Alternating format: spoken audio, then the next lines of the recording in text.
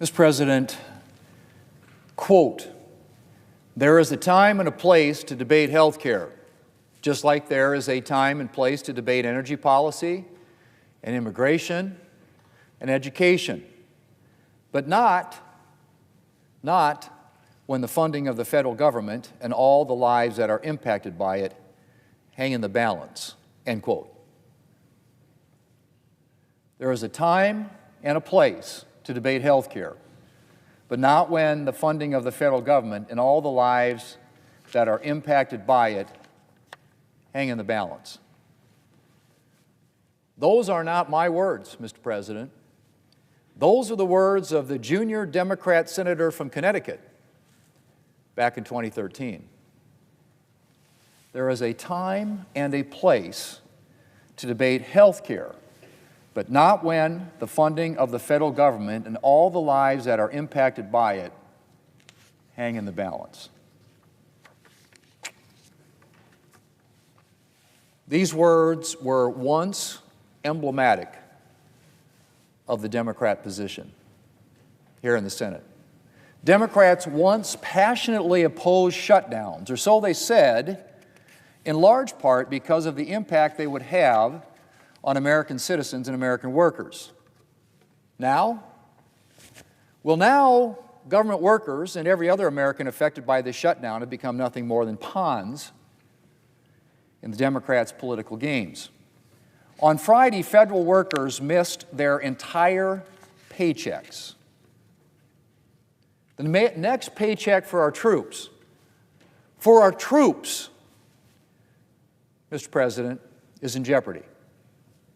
And more than 40 million Americans could lose access to food stamps if the shutdown continues. 40 million. And yet none of it seems to matter to Senate Democrats. The party that once decried the impact of shutdowns on Americans in need and now apparently content to see 40 million Americans go without food. The senior Democrat senator from Vermont was on TV the other day, and one of the hosts suggested that members of Congress should refuse to take their paychecks during a shutdown. And what did the senior Democrat senator from Vermont say? He said that some members of Congress couldn't afford to go without pay. That's right. That some members of Congress couldn't afford to go without pay. Does he think that other Americans can? The junior Democrat senator from Arizona told NBC News near the beginning of the shutdown that he couldn't afford to miss his paycheck. This was his quote: "I'm not wealthy, and I have 3 kids. I would basically be missing, mortgage payments, rent payments, child support. So it's not feasible, not going to happen," end quote. What on earth does he think is happening to federal workers and other Americans out of work because of the Democrat shutdown? Does he think they don't have mortgage payments, rent payments, school expenses, electric bills?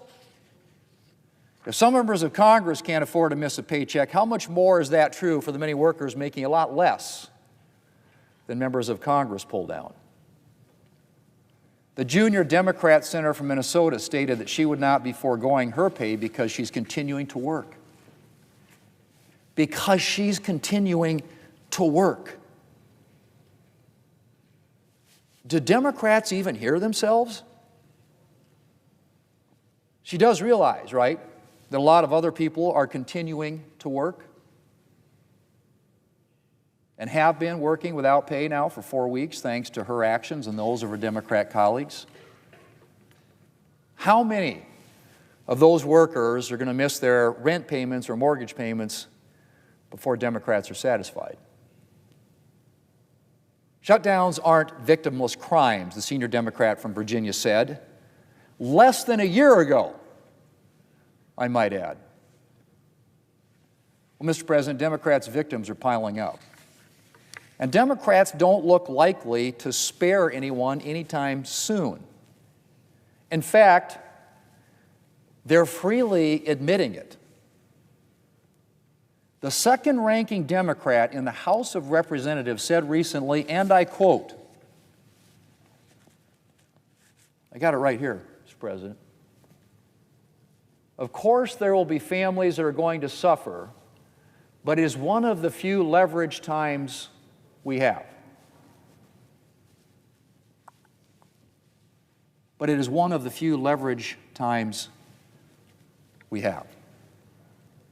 I guess the Americans currently lining up at food banks can comfort themselves with the knowledge that they're being sacrificed to advance Democrats' political goals. Mr. President, if you ask Democrats the reason for the 180-degree flip in their views on shutdowns, if you challenge them to explain their hypocrisy, I suspect you wouldn't get much of an answer.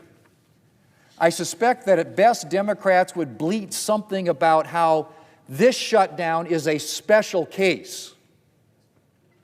Right? A special case. It's always a special case with Democrats.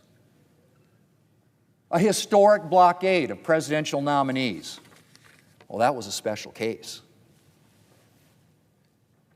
Ignore anything that you've ever said about shutdowns right here on the floor of the Senate.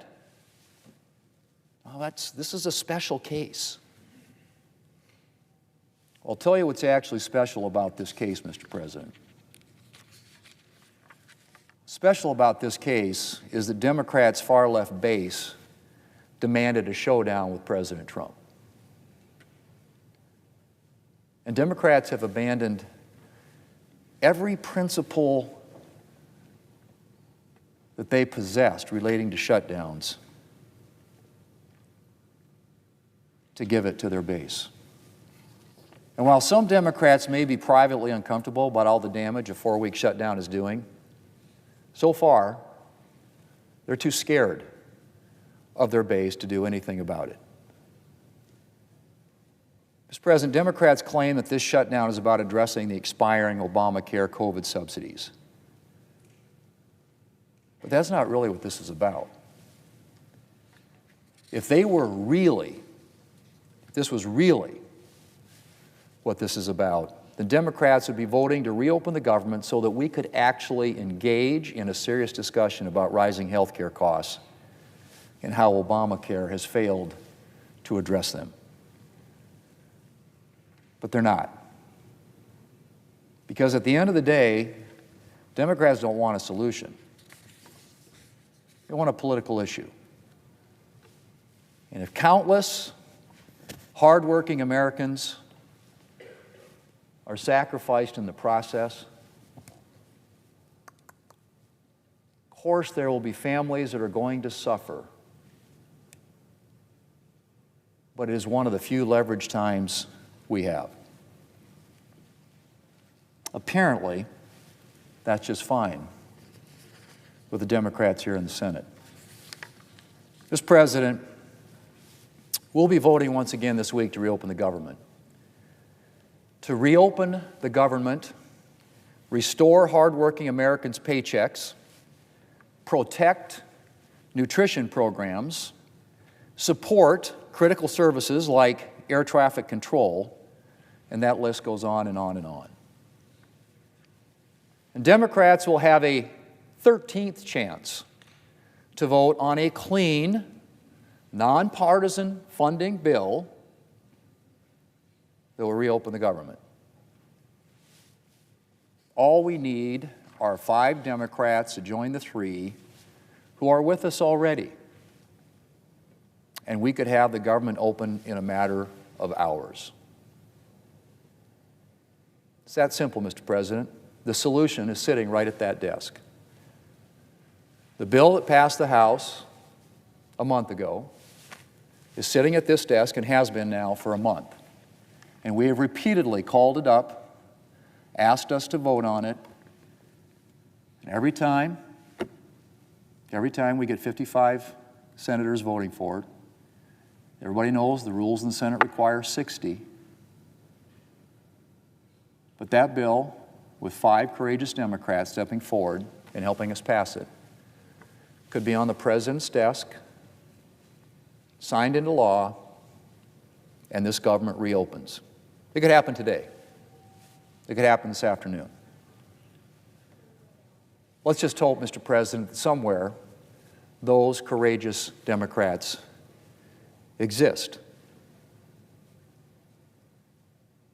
Shutdowns, even partial ones, are as devastating as they are stupid. That was what the senior Democrat from Virginia said just last year. So how do you justify what you're doing now? It's up to them, Mr. President. We can do it, and we can do it today. I yield the floor.